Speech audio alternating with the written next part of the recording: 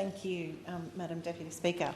At the 2022 federal election, my community of North Sydney sent a clear message to the two major parties that they were done with a political environment that was set on ignoring them. They rose up, took their voice back and sent me, an independent representative, to this place.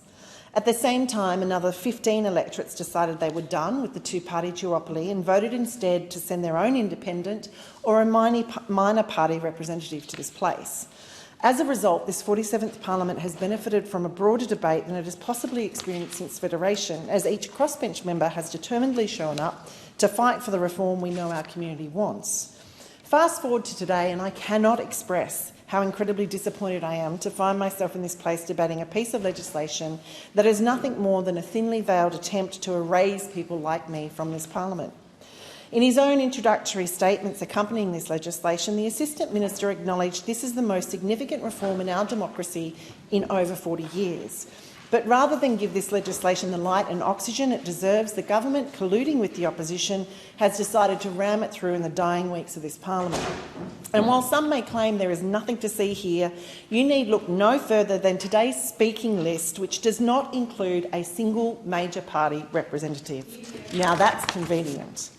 To try and argue that this bill is anything more than a stitch-up designed to kill off independent politics is disingenuous at least, and at worst it could almost be considered legislative fraud. Having seen this legislation for the first time on Sunday afternoon and then being briefed on it twice since and sleeping on it for 2 nights, I have no doubt that this is the two major parties rigging the rules of the game in their favour, so that in order to contest the opportunity to represent a community, you basically have to be part of a party. The bill before us does this in 3 broad ways. Firstly, it significantly increases the public funding provided to incumbents, creating a situation which provides an immediate additional benefit for the status quo and disincentivises challengers. Secondly, it caps the funding newcomers can have access to, whilst ensuring the two-party system continues to be able to outspend an emerging candidate, independent candidate, by more than 1,000 times. Thirdly, it allows the major parties to get around caps by introducing special rules for nominated entities that safeguard the status quo of the major parties' largest donors, while ensuring newcomers cannot establish an entity of an equivalent size. Ultimately, I wish I could stand here and say that I understand this bill inside and out, and that I'd examined every detail, each provision, and understood how it will work in practice. That I'd been able to consult a broad spectrum of experts and that my community had been given a chance to look at it and provide their thoughts. But none of that has happened. Rather, this bill is being rushed through this Parliament without proper scrutiny. As we saw yesterday, despite the best efforts of the crossbench, it will not even go to inquiry. Ultimately, the legislation reeks of something born of arrogance and self-interest. And the way it is being railroaded through this place is out of touch with the kind of governance and policy making the public want to see. To be clear, major party votes have been declining for 50 years, reaching their lowest levels of 68% in the last federal election. That year, nearly a third of voters went to minor parties or independent candidates. But ultimately, this bill sends a really clear message to communities like mine. We don't care what you want. We don't want to hear it. We don't want to acknowledge how you voted in 2022. We're just going to make it harder for you to vote that way in the future because we can do it now. And let's face it, with so many of you turning away from us, if we leave this until the new Parliament where we may no longer have a majority control, your representatives may just take this democracy back and make it about you rather than us. And we can't have that. The two major parties have failed to act sufficiently in the interest of their communities, instead prioritising their own interests and big corporate donors. And rather than shift the dial by actually listening to their communities, engaging in more participatory democracy or, God forbid, improving their policies, they are instead using campaign finance laws to entrench a major party duopoly. With all of that said then, and the limited time I've had to get my head around this bill, it appears to me to be a really mixed bag of reform. There's what we'll call the potentially good. There's the obviously bad and the downright ugly.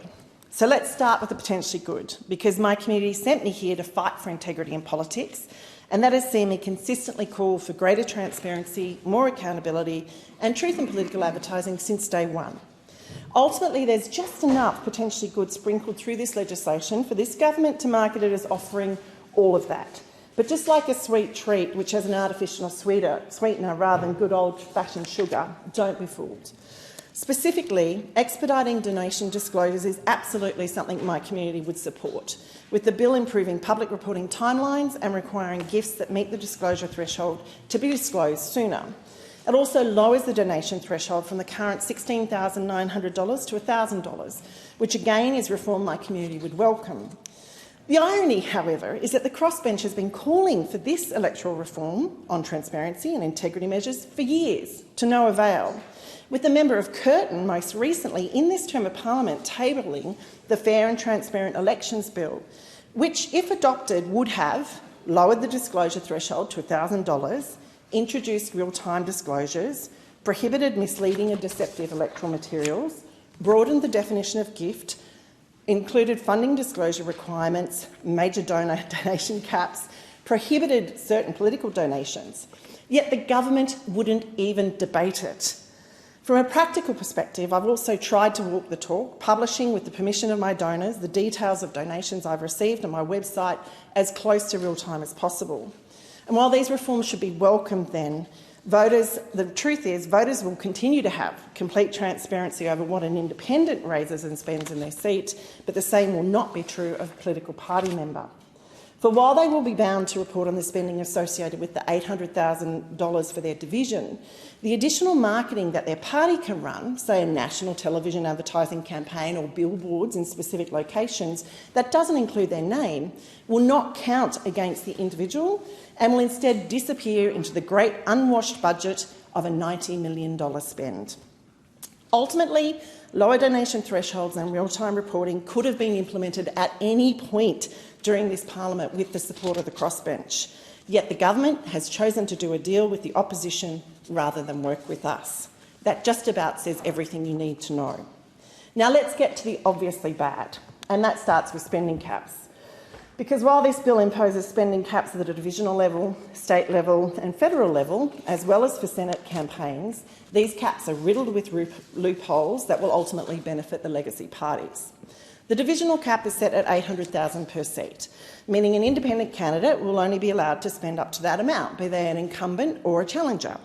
A party candidate, however, while in theory being subject to the same divisional spending cap, is free to have their campaign topped up with executions that are funded under a federal cap of $90 million. Now, I acknowledge a political party contesting every lower house seat and every Senate seat and committed to spending the same amount in every seat would not be able to top up every seat without breaching their $90 million federal cap. But let's be clear, that's not how political parties work. They target specific seats, concentrating their funds on a handful of seats. Under this legislation, then, political parties will be able to outspend independent candidates in targeted seats many times over.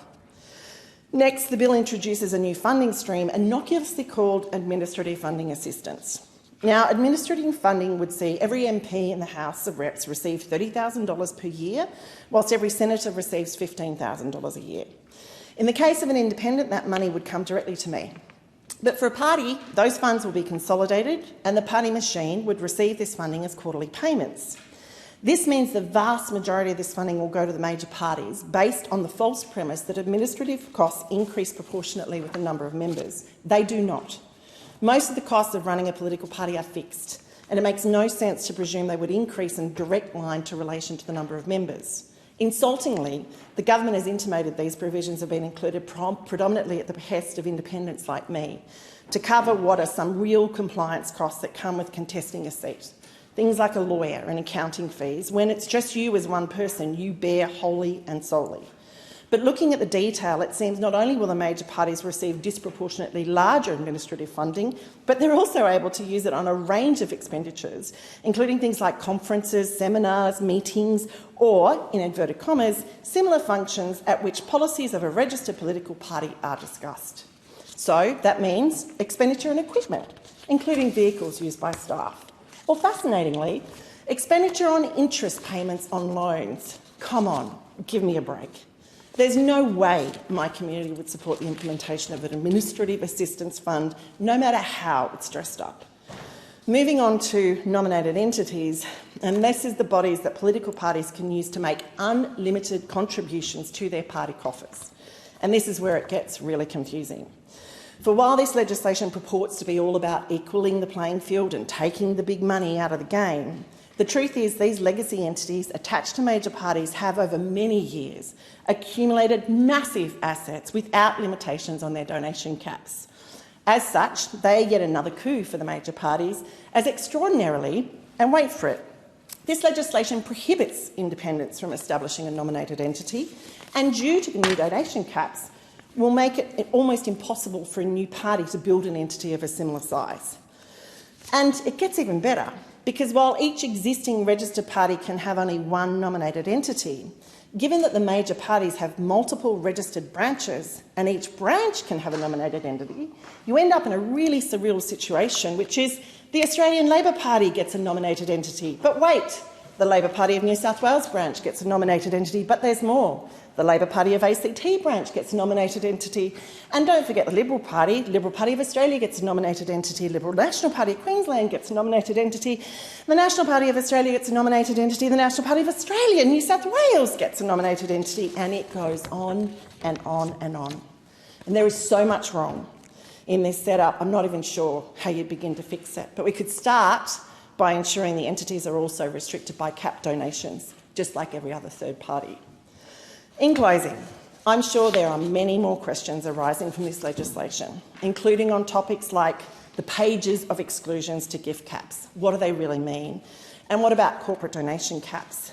But I want to get to the downright ugly, and that is the process by which this bill is being rushed through this House, with no committee hearing and no proper scrutiny. Frankly, it's disgraceful the government is using the excuse that the bill is based on high-level recommendations from the Joint Standing Committee of Electoral Matters, otherwise known as JSCAM. To be clear, we all know the JSCAM inquiry is specifically tasked to look into the 2022 federal election, and despite the fact that that election saw the largest number of independents elected since Federation, there wasn't an independent representative on that committee until the last day of hearing. Furthermore, much of this legislation was not recommended by that committee, and the committee has not seen this legislation. So let's just call that for what it is: convenient window dressing. Doubling back to where I started then, the Assistant Minister himself has said this is the largest reform to Australia's electoral laws in over 40 years. Ordinarily, even minor changes to electoral laws would be subject to a parliamentary inquiry. Yet the government and the opposition are happily working together to bring this baby home through the parliament in this term. And that says everything we need to know. This legislation is not designed to take big money out of politics. It's designed to prop up a flailing two-party system. And if the major parties think they can quash the community independent movement with this bill, they have greatly underestimated the movement, along with the communities and the individuals at its heart.